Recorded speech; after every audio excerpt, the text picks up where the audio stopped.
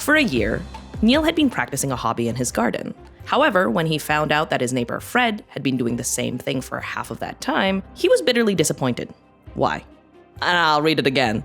For a year, Neil had been practicing a hobby in his garden. However, when he found out that his neighbor Fred had been doing the same thing for half of the time, he was bitterly disappointed. Why?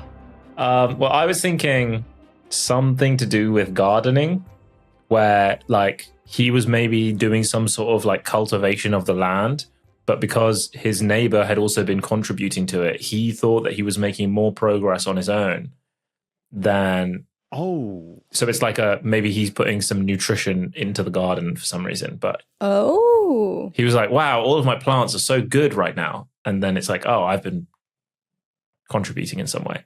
This is certainly a case of a man thinking he was making more progress than he really was. As in, was that a commentary on my answer or on the situation? ¿Por qué no los dos? I'm going to assume the hobby isn't gardening because it was a hobby in the garden. And I feel like that's too twisty of a construction even for lateral. So what sort of hobbies do you do in a garden? Oh my gosh. Guys. You can dig for clay in the earth. You can am I getting hold on, you can get clay for like making pottery. If you dig deep enough, if you have the right earth. I have so many questions about how huge your reaction was and then how insane your answer was. Look, if you're digging for clay and someone else is also digging for clay, it makes it worse. It doesn't make it better. They're sharing. Sharing is caring. One of them is digging under the other's garden and just refilling it with clay. No, that doesn't. Okay, never mind. Okay. I think it's a building situation. It has to be they're building something but then surely you know exactly what you put down. If he was a beaver, then this would make sense because both of them are making a dam and he thought he made more progress. But alas, we are not beavers. They're not beavers. These are human beings. They're trying to build on something. I'd say it's more of a skill than a physical object. Wait, do we have both their names or do we just have the neighbor's name? Neil and Fred, it was. Okay, so not Sisyphus. Was Tom just taking notes? Dang. Yes, I have a pen and paper. Oh, I have a broken clock in my hand. we are different people. Okay, so just to help you guys along, remember, Neil was outside in his garden, let's say trying to build on a skill, when he found out that his neighbor Fred was trying to do the same thing for half the time. Neil got a little bit sad. Bench pressing. Art, bird watching. Ooh, bird. Maybe they are. Like they made like a birdhouse, and so more birds were coming. And he's like, "Wow, I'm so good at spotting these birds." And these birds are. And then he's like, "Oh, Fred is also like all the birds are here now." So it's not fun. Birds have something to do with it.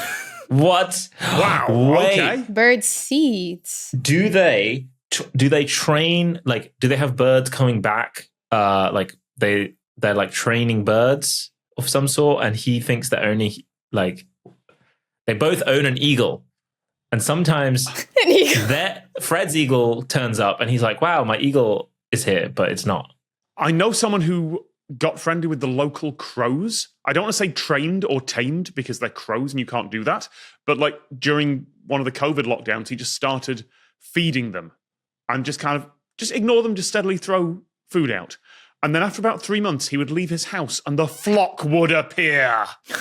Yeah. That's terrifying. I would pass away on this spot. Because I've stood next to him as the flock appeared, and if you don't know the flock is appearing, it is terrifying. It's 100 crows flying out of the local trees and coming down for food. It is genuinely terrifying. Wow, it's wild that the Canadian version of that was the guy who kept feeding raccoons hot dogs.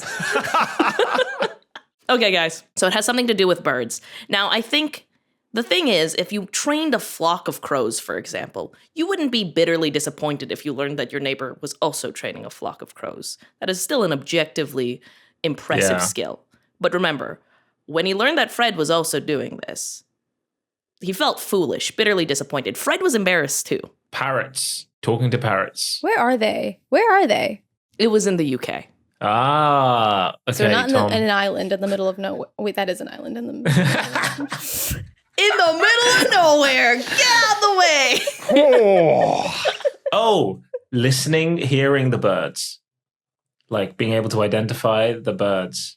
Now think about a very situation that could involve bird calls and two neighbors thinking they're doing great and then being disappointed. No, they're talking to each other. They're talking to each other. That's Wait, so what? funny. Wait, what? They're both imitating bird noises to talk to birds, but they're just talking to each other. Wow, this is a rom-com book if I've ever seen one. It will be adapted into an Amazon show in 5 to 10 years. You have all nailed it. They were making bird calls to each other.